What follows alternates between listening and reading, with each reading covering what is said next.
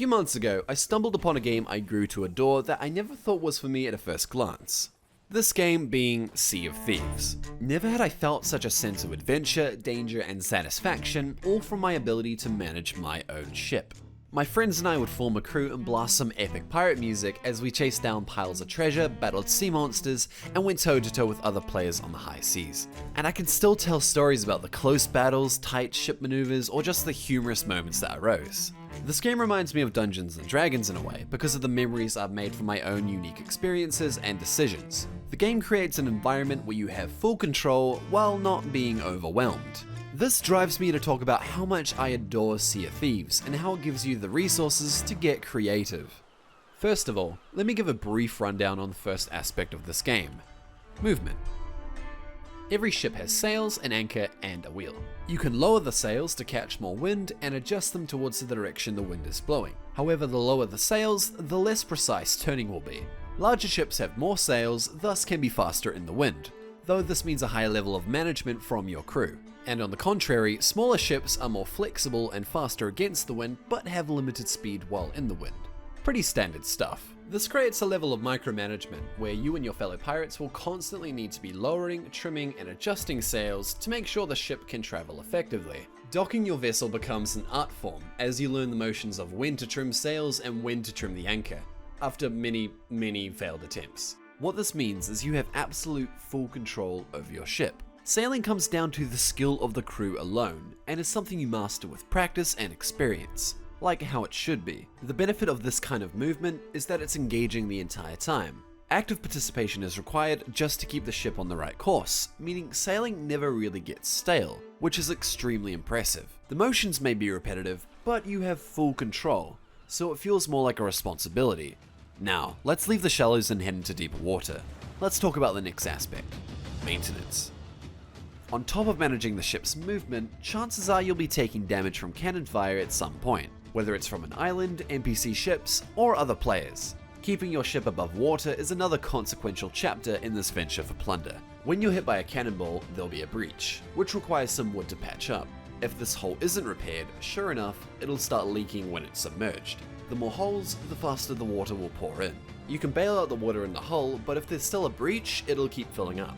This becomes another area of micromanagement because when you're maintaining direction, fighting another ship, and repairing your hull, it can get pretty stressful. What's more is that the size of a ship will affect the amount of damage it can take. So a galleon, a 3-sailed ship, can take a much larger beating, but has 2 levels that will need constant supervision.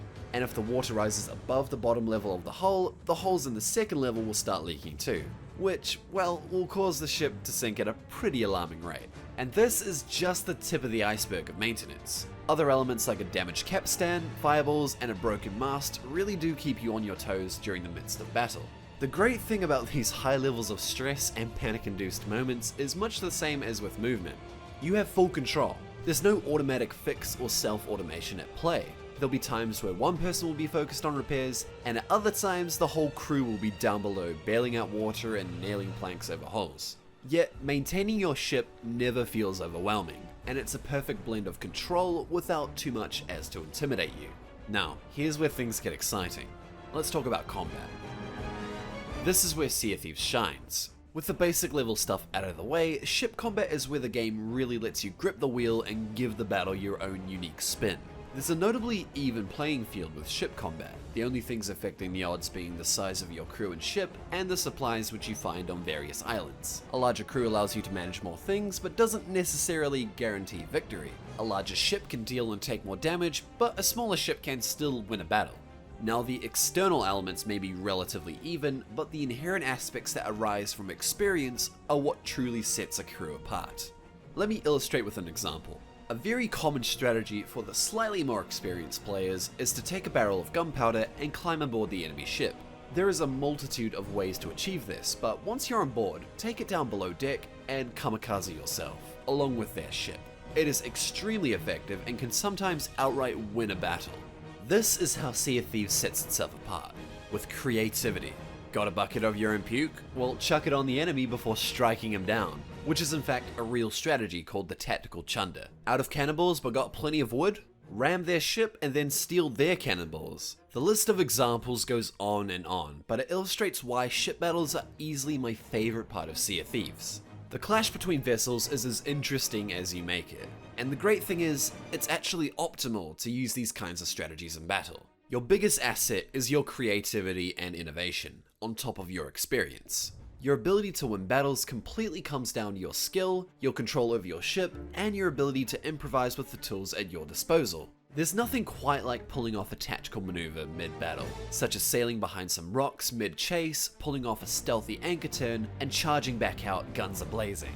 When you pull off your own perfect strategy, it feels incredible. It doesn't always work, which is the nature of the game. It's all risk and reward. But when it does work, you really do feel like buccaneers. It's impossible to accurately describe, but it's all from your own initiative and inventiveness that will often win battles. This is where Sea of Thieves captured my attention, with creative combat.